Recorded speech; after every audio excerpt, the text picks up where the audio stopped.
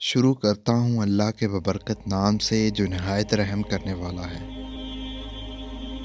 عاصم بن زمرہ بیان کرتے ہیں کہ ایک نوجوان لڑکا مدینے میں کھڑا رو رہا تھا اور فریاد کرتا تھا کہ اے خدا، تو ہی انصاف کرنے والا ہے، میرے اور میری ماں کے درمیان انصاف فرما۔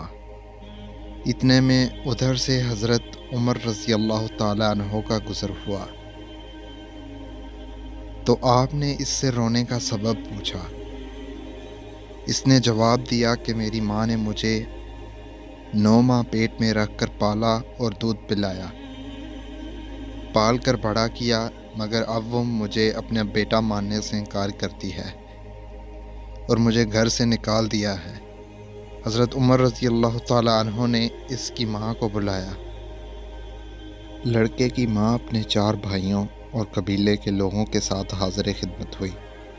خلیفہ وقت نے اس سے پوچھا کہ اس لڑکے کے بارے میں کیا کہتی ہے۔ عورت نے کہا کہ یہ لڑکا صاف جھوٹ بولتا ہے، میں نہیں جانتی کہ یہ کون ہے اور کس قبیلے سے ہے اور کیسے مجھے ماں سمجھتا ہے، جبکہ میں ابھی تک غیر شادی شدہ ہوں۔ آپ نے اس کی گواہی پوچھی تو اس کے 4 بھائیوں اور 40 قبیلے والوں نے اس کی گواہی دی، اور یہ لڑکا بلا وجہ اس عورت کو ذلیل کرنا چاہتا ہے۔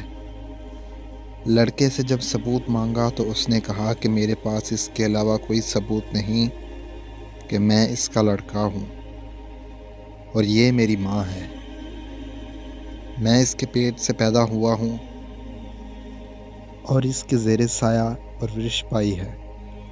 چونکہ عورت کی طرف سے 40 گواہ پیش ہوئے تھے اور لڑکا کوئی گواہ پیش نہ کر سکا، تو حضرت عمر رضی اللہ تعالیٰ عنہ نے اس لڑکے کو کوڑے لگانے کا حکم دیا۔ جب اس لڑکے کو کوڑے لگانے کے لیے لے جا رہے تھے تو اچانک اس لڑکے کی نظر حضرت علی رضی اللہ تعالیٰ عنہ پر پڑی، جو اس جگہ سے تشریف لے جا رہے تھے۔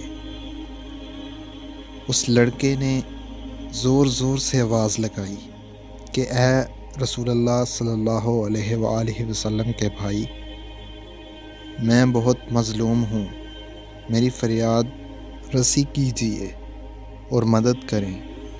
حضرت علی رضی اللہ تعالیٰ عنہ نے فرمایا کہ اسے حضرت عمر رضی اللہ تعالیٰ عنہ کے پاس واپس لے چلو۔ جب وہ لڑکا حضرت عمر رضی اللہ تعالیٰ عنہ کے پاس واپس آیا تو انہوں نے پوچھا کہ اسے واپس کیوں لائے ہو؟ لوگوں نے کہا کہ حضرت علی رضی اللہ تعالیٰ عنہ کے حکم سے واپس لائے ہیں۔ اسی وقت حضرت علی رضی اللہ تعالیٰ عنہ بھی تشریف لائے اور فرمایا کہ اس لڑکے کی ماں کو میرے سامنے لاؤ۔ جب وہ آئی تو اس سے پہلے کی طرح سوال کیے گئے اور اس نے گواہ بھی پیش کیے، جنہوں نے اس عورت کے بارے میں گواہی دی تھی۔ لڑکے سے پوچھا تو اس نے وہی کہا جو اس نے پہلے کہا تھا۔ اب حضرت علی رضی اللہ تعالیٰ عنہ نے حضرت عمر رضی اللہ تعالیٰ عنہ سے پوچھا کہ کیا مجھے اجازت ہے کہ میں ان دونوں کا فیصلہ کر دوں؟ حضرت عمر رضی اللہ تعالیٰ عنہ نے فرمایا کہ میں کیوں کر روک سکتا ہوں، جبکہ میں نے حضور سے سنا ہے کہ اے لوگو، تم میں سے علی میرا بھائی ہے، سب سے زیادہ علم جاننے والا ہے اور انصاف کرنے والا ہے۔ اس کے بعد حضرت علی رضی اللہ تعالیٰ عنہ نے کہا کہ میں آج تمہارے درمیان ایسا فیصلہ کروں گا جو اللہ اور اس کے رسول کو پسند ہے اور وہ راضی ہوں گے۔ پھر آپ نے اس عورت سے کہا کہ کیا تیرا کوئی والی ہے؟ اس پر چاروں بھائی آگے بڑھے۔ آپ نے فرمایا کیا تم میرے فیصلے پر راضی ہو جو میں تمہاری بہن کے لیے کروں گا؟ کہنے لگے کہ ہم راضی ہیں۔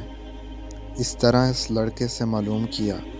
سب کی رضامندی لے کر آپ نے فرمایا کہ میں اللہ کو گواہ کرتا ہوں، حاضرین کو بھی گواہ کرتا ہوں کہ میں نے اس عورت کو بعوض 400 درہم کے اس لڑکے کے نکاح میں دیا اور 400 درہم اس لڑکے کو دیے کہ اس عورت کے دامن میں ڈال دے اور اس کا ہاتھ پکڑ کر اپنے مکان پر لے جائے اور اس سے پہلے واپس نہ آئے جب تک غسل جنابت سے فارغ نہ ہو جائے۔ جو ہی یہ فیصلہ اس عورت نے سنا تو اس کی چیخ نکل گئی اور کہا، اے برادر رسول، کیا غضب ہو گیا ہے کہ میں بالکل ہی جہنم کا ایندھن بن جاؤں گی۔ اقرار کرتی ہوں کہ یہ میرا لڑکا ہے اور میں اس کی ماں ہوں۔ ایک ماں کیوں کر اپنے بیٹے کی بیوی ہو سکتی ہے؟ حضرت علی رضی اللہ تعالیٰ عنہ نے فرمایا کہ پہلے کیوں نہ اقرار کرتی تھی؟ کہنے لگی کہ میری کوئی خطا نہیں، یہ سب قصور میرے بھائیوں کا ہے، کیونکہ انہوں نے میری شادی ایک مالدار سے کی جس کا انتقال ہو گیا، جس سے یہ لڑکا پیدا ہوا۔